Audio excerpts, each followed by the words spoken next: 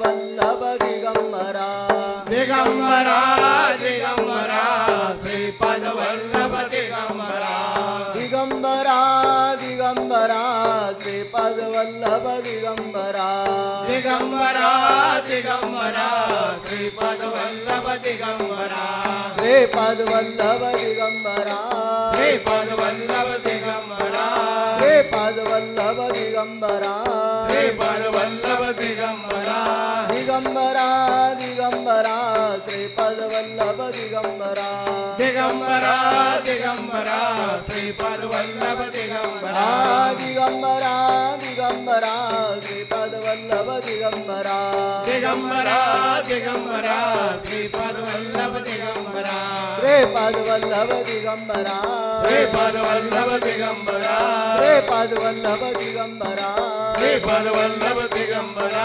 दिगंबरा दिगंबरा श्रीपाद वल्लभ दिगंबरा दिगंबरा दिगंबरा श्रीपाद वल्लभ दिगंबरा दिगंबरा दिगंबरा श्रीपाद वल्लभ दिगंबरा दिगंबरा दिगंबरा श्रीपाद वल्लभ दिगंबरा श्रीपाद वल्लभ दिगंबरा श्रीपाद वल्लभ दिगंबरा श्रीपाद वल्लभ दिगंबरा श्रीपाद वल्लभ दिगंबरा दिगंबरा दिगंबरा श्रीपाद वल्लभ दिगंबरा दिगंबरा दिगंबरा श्रीपाद वल्लभ दिगंबरा दिगंबरा दिगंबरा श्रीपाद वल्लभ दिगंबरा दिगंबरा दिगंबरा श्रीपाद वल्लभ दिगंबरा. आज गुरुवार आहे आणि गुरुवारच्या निमित्ताने आपण सर्वजण दत्त महाराजांच्या दरबारामध्ये जमलोय. विश्वचैतन्य सद्गुरू अण्णा महाराज यांना वंदन करून आज आपण गुरुवारच्या निमित्ताने शांतता ठेवा. काय रे, शांतता ठेवा. तर भाग महत्त्वाचा असा, प्रत्येक गुरुवारी आणि पौर्णिमेला अण्णा जे आपल्याला ज्ञान समजावून सांगत होते, ज्ञानाच्या माध्यमातून आपण आपल्या जीवनाला एक योग्य दिशा देण्याचं काम या माध्यमातून अण्णांनी आपल्याला मार्गदर्शनातून केलं. आणि परमेश्वराची सेवा कशा पद्धतीने करायची याचं ज्ञान अण्णांनी आपल्याला प्रत्येक प्रवचनातून दिलं. आणि तेच ज्ञान आपण समजावून घेऊन आपण प्रत्येक गुरुवारी आणि पौर्णिमेला येत असतो.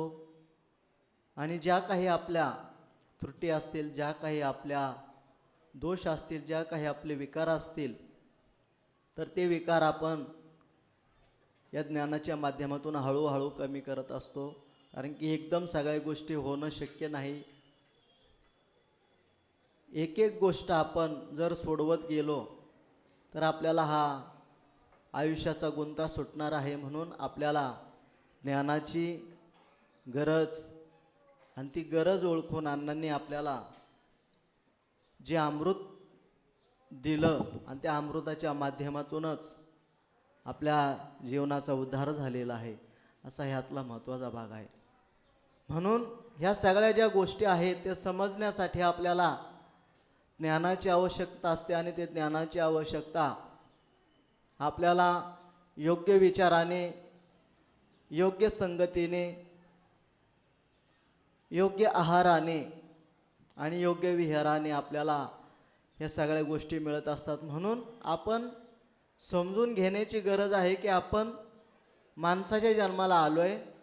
मग माणसाच्या जन्माला आल्यानंतर आपण कशा पद्धतीने आपण राहतो, कशा पद्धतीने आपण वागतो, एखाद्यावर आपल्यामुळे कशा पद्धतीने परिणाम होईल, चांगलाही परिणाम होत असतो आणि वाईटही परिणाम होत असतो.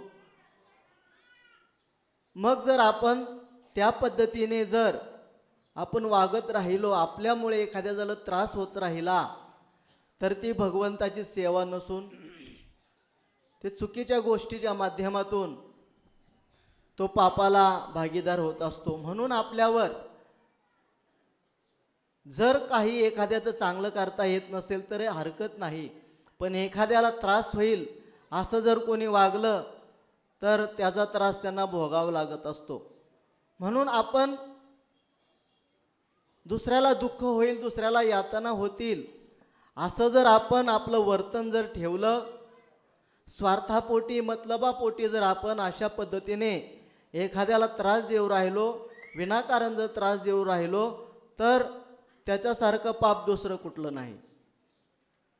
म्हणून समजून घ्यायचं की परमेश्वराच्या दारामध्ये आल्यानंतर आपण निस्वार्थ भावनेने भक्ती करण्यासाठी आपण परमेश्वराच्या दारामध्ये येत असतो, ना की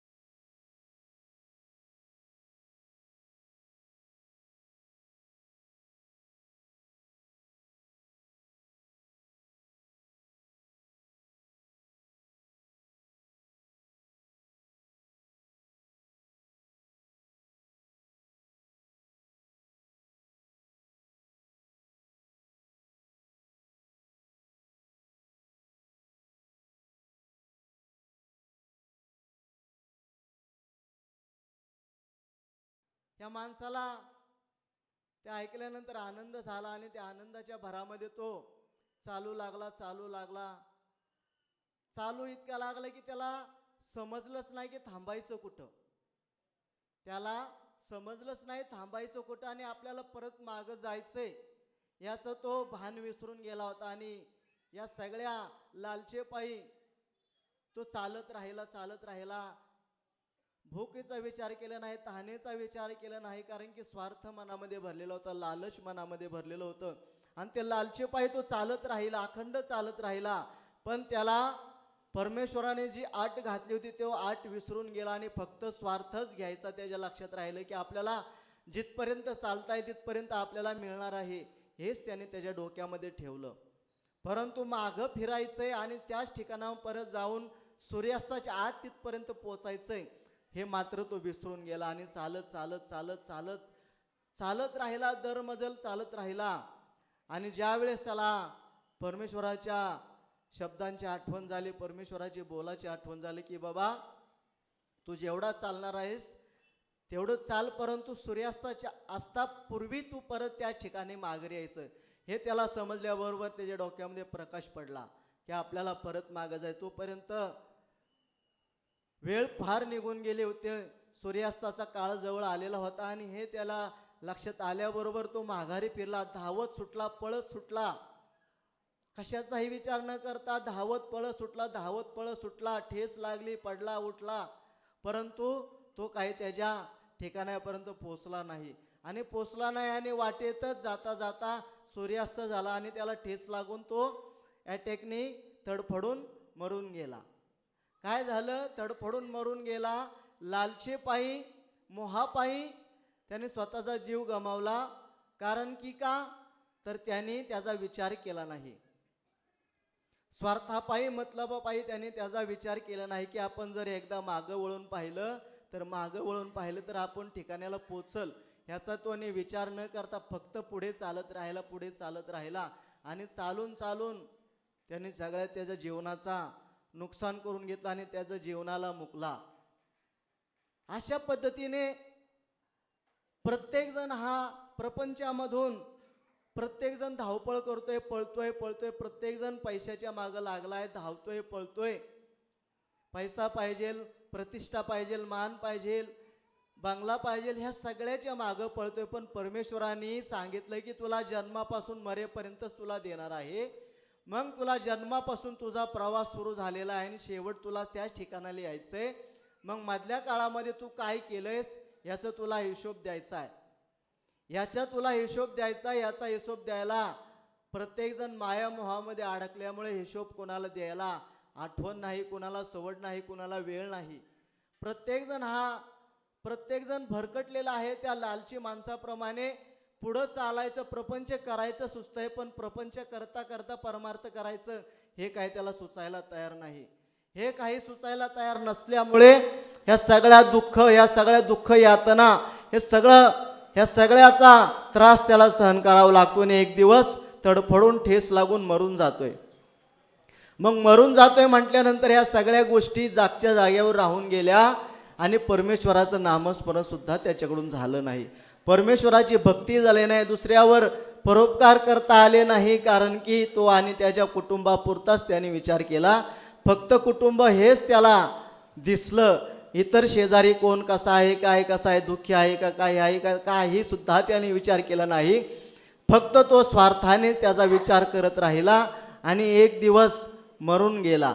मरून गेल्यानंतर मग ह्या सगळ्या गोष्टी जागच्या जागी राहिल्या. मग आपण जन्माला आल्यानंतर आपण मिळवलं काय, कमवलं काय, हा प्रत्येकाजवळ समोर प्रश्न आहे. प्रत्येकासमोर प्रश्न आहे की आपण जन्माला आल्यानंतर काय करतोय आणि मेल्यानंतर काय होतंय. ह्या सगळा हिशोब परमेश्वराने ठेवलेला आहे. प्रत्येकाचा हिशोब परमेश्वर बघत असतो. जरी या ठिकाणी आपल्याला समजत नसलं तरी पुढच्या जन्माला, त्याच्या पुढच्या जन्माला या सगळ्याच्या दुःखाच्या यातना प्रत्येकाला भोगाव्या लागणार. कारण की देह जरी बदलला तरी आत्मा तोच आहे. आत्म्याकडून या सगळ्या गोष्टी होत असतात. म्हणून त्या आत्म्याला सगळ्या गोष्टीची परतफेड करावी लागत असते. म्हणून या सगळ्या गोष्टी सुज्ञपणाने समजून घ्यायच्यात की प्रपंच, अण्णांनी सांगितलं की तुम्ही प्रपंच रंगामध्ये, ढंगामध्ये, मस्तीमध्ये करा. प्रपंच करायला कुणीही अडवलेलं नाही, पण प्रपंच करताना आपण भान ठेवलं पाहिजे की आपण किती चालायचंय, किती पुढं चालायचं. शेवटच्या श्वासापर्यंत जर आपण प्रपंच करत राहिलो तर आपल्याकडून परमार्थ कधी होणार, आपल्याकडून परसेवा कधी होणार, आपल्याकडून दुसऱ्याची सेवा कधी होणार, आपल्यावर जे अवलंबून आहे त्यांची सेवा कधी होणार, याचा आपण जर विचार केला नाही तर या सगळ्या दुःख, या सगळ्या यातना, या सगळं कष्ट आपल्याला भोगावं लागणार. म्हणून पैशाला महत्त्व न देता अहंकाराने आपण बरबटलेलो आहे. अहंकार, मस्ती, पैसा ह्याच्यामुळे आपण बरबटलोय आणि बरबटल्यामुळे आपल्याला या सगळ्या गोष्टीचं दुःख भोगावं लागतंय. म्हणून आपण किती कशाला जास्त प्राधान्य द्यायचं ह्याचा आपण प्रत्येकाने विचार, याचा आपण सर्वांनी ज्ञान समजून घेतलं पाहिजे की परमेश्वराने जो आपल्याला अगाध असा जन्म दिलेला आहे, 84 लक्ष योनीनंतर हा माणसाचा जन्म दिलेला आहे, सर्व बाजूने युक्त आणि परिपूर्ण केले. हात, पाय, कान, नाक, डोळे सर्व बाजूने युक्त आणि परिपूर्ण केले. आणि सगळ्यांपेक्षा वेगळं आपल्याला जी बुद्धी दिलेली आहे, जे ज्ञान दिलेलं आहे, त्या ज्ञानाचा जर आपण उपयोग केला नाही तर आपण पशुसमान वागणूक झाली आपली. म्हणून आपण इतर जीवजंतूपेक्षा जर आपण वेगळे आहोत, तर जर आपण ह्या गोष्टीचं ज्ञानच आपण समजून घेतलं नाही तर मग आपण इतर जीवजंतूतून आपल्यामध्ये काय फरक राहिला सांगा. म्हणून ह्या सगळ्या गोष्टी आपण समजून घेणं काळाची गरज आहे की क्षणभंगूर सुखासाठी, मोहासाठी, मतलबासाठी, नको त्या अट्टहासासाठी आपण जर स्वतःचाही नुकसान करून घेत असेल आणि समोरच्याचंही नुकसान जर करत असेल तर परमेश्वर आपल्याला कधीही माफ करणार नाही. म्हणून आपण समजून घ्या की आपण आपल्यामुळे जर समोरच्याला त्रास जर देत असेल तर हे काही दत्त महाराजांची सेवा नसून हे दत्त महाराजांना आपण दुःख देतोय, आपण दत्त महाराजांना त्रास देतोय. म्हणून ह्या सगळ्या गोष्टी समजून घ्या की आपण परमेश्वराची भक्ती करायची मनापासून करा. इतरांना त्रास होईल असं वागू नका, कारण की प्रत्येकामध्ये परमेश्वर बसलेला आहे. प्रत्येकाच्या अंतःकरणामध्ये दत्त महाराज आहेत. त्या दत्त महाराजांची आपल्याला सेवा करायची. नारायणपूरला आल्यानंतर दत्त महाराजांची आपण मंदिरात जी सेवा करतोय ती खरी सेवा नसून येणाऱ्या भाविकांची मनापासून जर आपण सुख समाधान जर दिलं तर ती खरी दत्त महाराजांची सेवा होणार आहे. म्हणून आपल्याला ती सेवा करायची.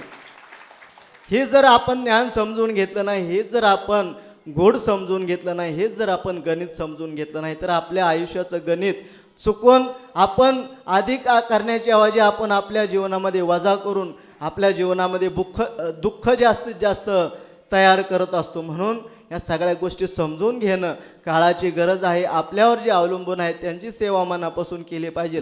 त्यांना जास्तीत जास्त कशा पद्धतीने आनंद देता येईल यासाठी आपण अहोरात्र प्रयत्न करत राहिले पाहिजेत. आणि परमेश्वराच्या नामामध्येच खरा आनंद आहे, परमेश्वराच्या भक्तीमध्येच खरा आनंद आहे. बाकी सगळ्या गोष्टी तेवढ्यापुरत्या आहेत, नश्वर आहेत, त्या सगळ्या गोष्टी विनाशकारी आहेत. त्या सगळ्या बाजूला जर आपण सारून मनापासून परमेश्वराची भक्ती केली, परमेश्वराचं नामस्मरण केलं, तरच खऱ्या अर्थाने आपण माणसाच्या जन्माला आलो. आणि माणसाच्या जन्माला आल्यानंतर आपल्या जीवनाचा उद्धार करून घेतल्याशिवाय कदापि आपण राहणार नाही. असा यातला महत्त्वाचा भाग. या सगळ्या गोष्टी समजून घ्या, जाणून घ्या आणि त्याप्रमाणे मनापासून आपल्या जीवनाची वाटचाल करा. म्हणजे खऱ्या अर्थाने दत्त महाराज आणि अण्णा महाराज आपल्या सर्व कृपा आशीर्वाद केल्याशिवाय कदापि राहणार नाहीत. असा यातला महत्त्वाचा भाग आहे. आता भजनासाठी सर्वांनी सज्ज राहा.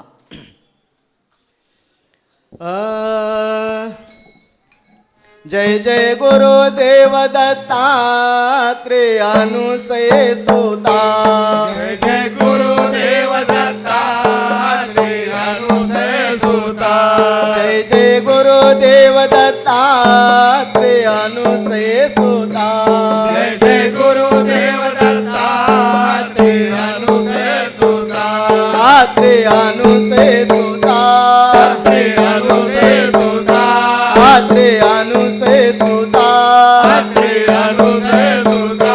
जय जय गुरुदेव दत्तात्रेय अनुसये सुता. जय जय गुरुदेव दत्तात्रेय अनुसये सुता. जय जय गुरुदेव दत्तात्रेय अनुसये सुता.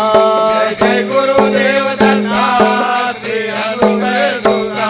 आत्रेय अनुसये सुता. आत्रेय अनुसये सुता. आत्रेय अनुसये सुता. आत्रेय अनुसये सुता. जय जय गुरुदेव दत्तात्रेय अनुसये सुता. जय जय गुरुदेव दत्तात्रेय अनुसये सुता. जय जय गुरुदेव दत्तात्रेय अनुसये सुता. जय जय गुरुदेव दत्तात्रेय अनुसये सुता. आत्रेय अनुसये सुता. आत्रेय अनुसये सुता. आत्रेय अनुसये सुता. आत्रेय अनुसये सुता. जय जय गुरुदेव दत्तात्रेय अनुसये सुता. जय जय गुरुदेव दत्तात्रेय अनुसये सुता. जय जय गुरुदेव दत्तात्रेय अनुसये सुता. जय जय गुरुदेव दत्तात्रेय अनुसये सुता.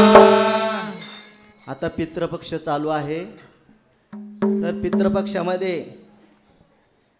आपले जे पूर्वज जे पित्र आहेत ते वर्षातून आपल्याकडं एकदाच या 15 दिवसामध्ये येत असतात. ते एकदा आल्यानंतर आपण त्यांना मनापासून त्यांना नैवेद्य करा, मनापासून सगळ्या गोष्टी करा. म्हणजे ते वर्षभर तृप्त होऊन सगळ्या गोष्टी व्यवस्थितपणे होणार. ह्या सगळ्या गोष्टी आपण समजून घेण्यासाठी आपण अण्णांनी सांगितल्याप्रमाणे प्रत्येकाच्या पित्राला नैवेद्य खीर चपातीचं दाखवावा.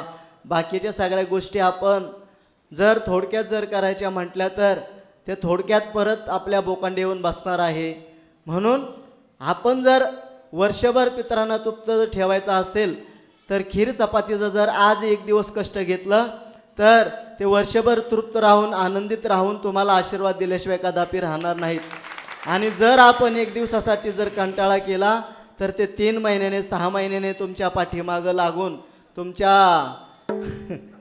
तुम्हाला त्रास दिल्याशिवाय राहणार नाही. म्हणून काही लोकांना मला सांगायचं की पित्र वर्षातून 15 दिवस येत असतात. तिथीप्रमाणे आपण पित्रांचं श्राद्ध करायचं असतं, त्यांना नैवेद्य दाखवायचं असतं, ब्राह्मणांची पूजा करायची असतं, तर्पण करायचं असतं, आचमन करायचं असतं. या सगळ्या गोष्टी आपण मनोभावे करा. म्हणजे सगळं पित्र आणि त्यांचा उद्धार तुमच्या हातून झाल्याशिवाय कदापि राहणार नाही. या सगळ्या गोष्टी समजून घ्या आणि त्याप्रमाणे सगळ्यांनी पित्रांना व्यवस्थितपणे नैवेद्य दाखवा. या सगळ्या गोष्टी समजून घ्या.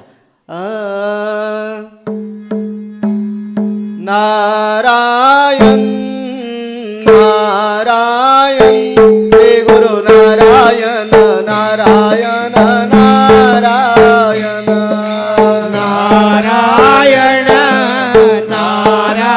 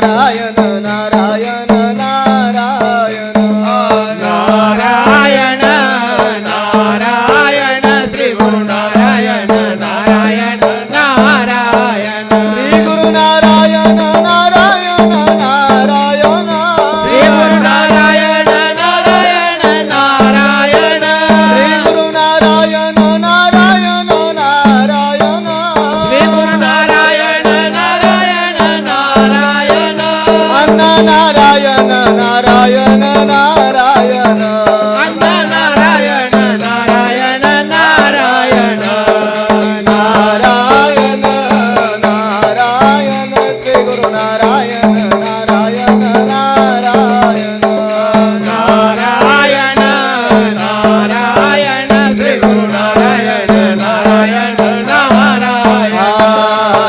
नारायण नारायण श्री गुरु नारायण नारायण नारायण नारायण नारायण श्री गुरु नारायण नारायण नारायण श्री गुरु नारायण नारायण नारायण एकदा सर्वांनी हात वर करायचे दत्त महाराजांचा आशीर्वाद घ्यायचा आहे सद्गुरूंचा आशीर्वाद घ्यायचा आहे गुरुदेव दत्त गुरुदेव दत्त गुरुदेव दत्त गुरुदेव दत्त गुरुदेव दत्त गुरुदेव दत्त सर्वांना दत्त महाराजांच्या वतीने अण्णांच्या वतीने मनापासून आशीर्वाद सर्वांनी सुखी राहा समाधानी राहा आनंदी राहा गुरुदेव दत्त आता बाकीचा भाग नाना सांगतील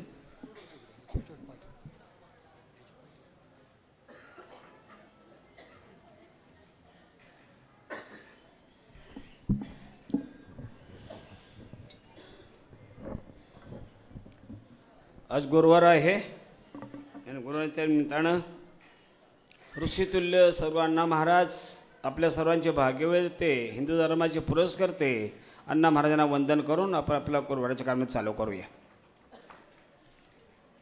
आज गुरुवार आहे आणि गुरुवारचं अन्नदान प्रतीक वासुदेव कदम अवधूत प्रतीक कदम आणि पिंपरी चिंचवड यांनी केलेलं आहे.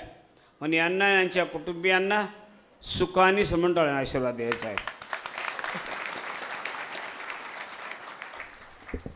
श्रीपाद वल्लभ श्री गुरुदेव दत्त श्रीपाद वल्लभ श्री गुरुदेव दत्त श्रीपाद वल्लभ श्री गुरुदेव दत्त श्रीपाद वल्लभ श्री गुरुदेव दत्त श्रीपाद वल्लभ श्री गुरुदेव दत्त श्रीपाद वल्लभ श्री गुरुदेव दत्त श्रीपाद वल्लभ श्री गुरुदेव दत्त श्रीपाद वल्लभ श्री गुरुदेव दत्त.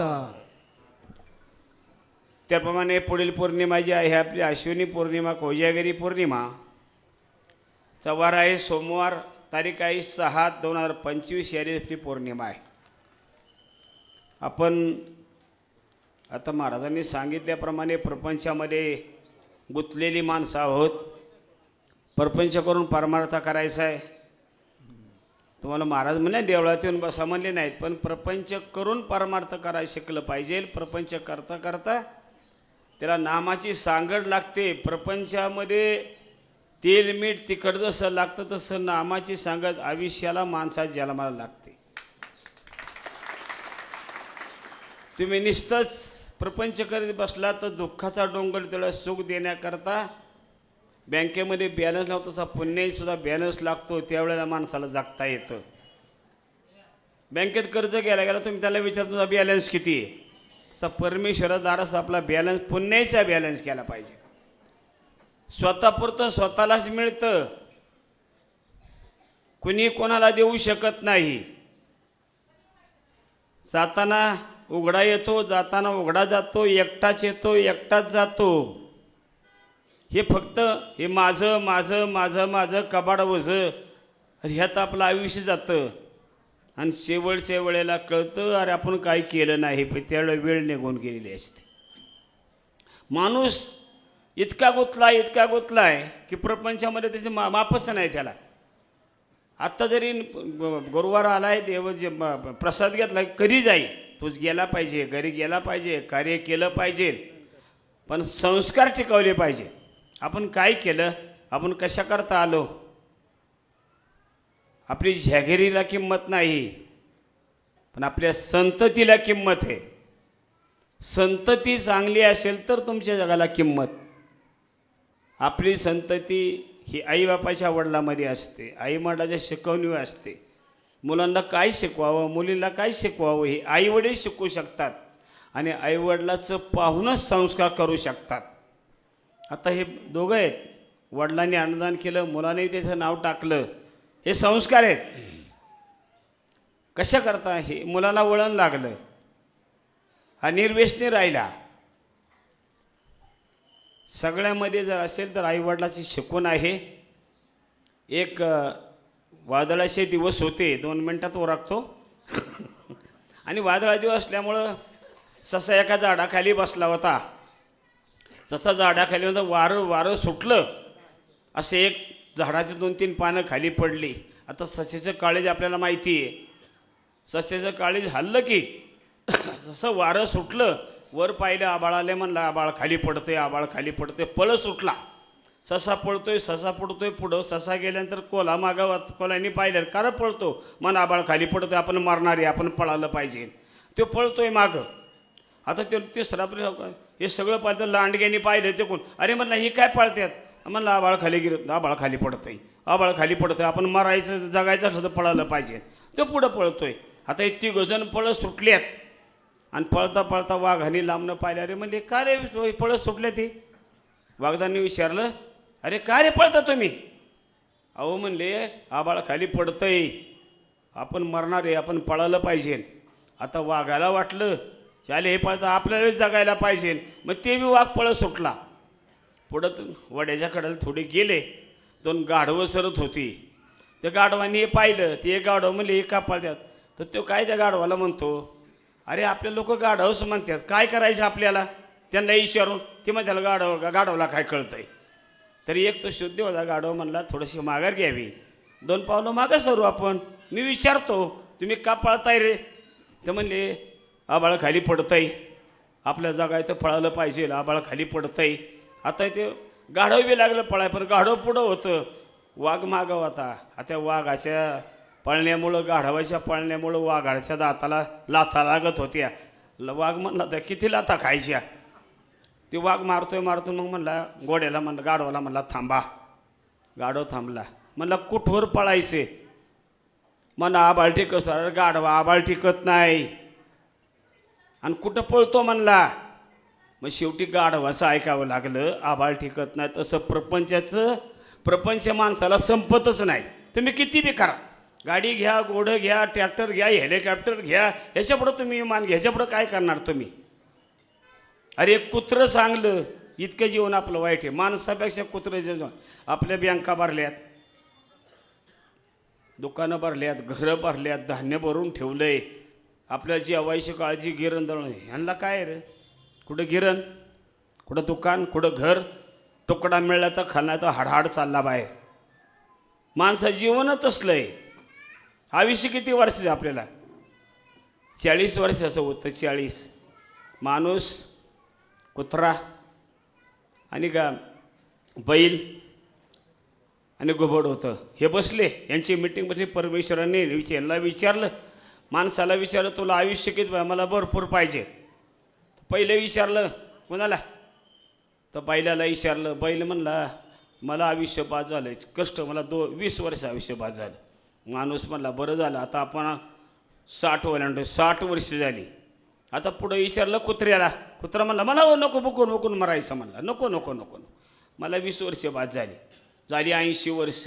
गोबडाकडे गोबड म्हणले माझं कुणी तोंडच बघत नाही, गोबण्यापेक्षा मला 20 वर्ष बाद झाली. आयुष्य माणसाला माणूस फुगला की.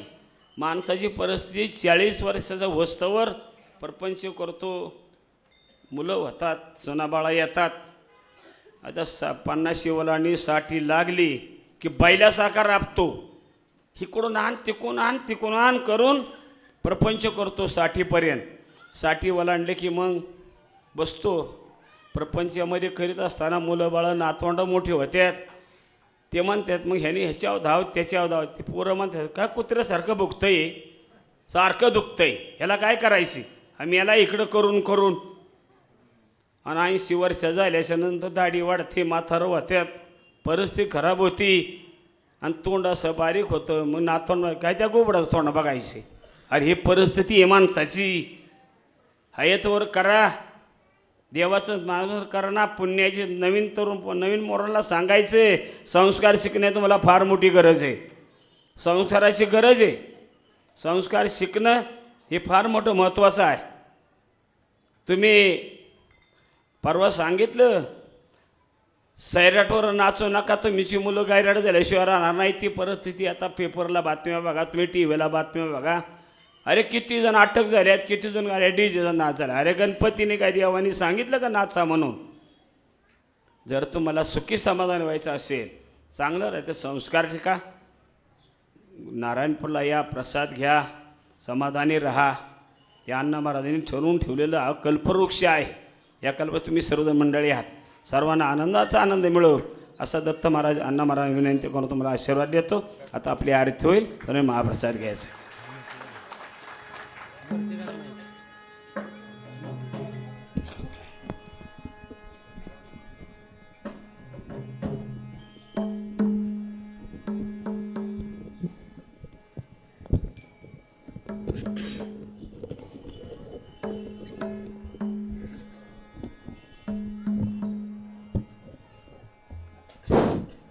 द्या बेल.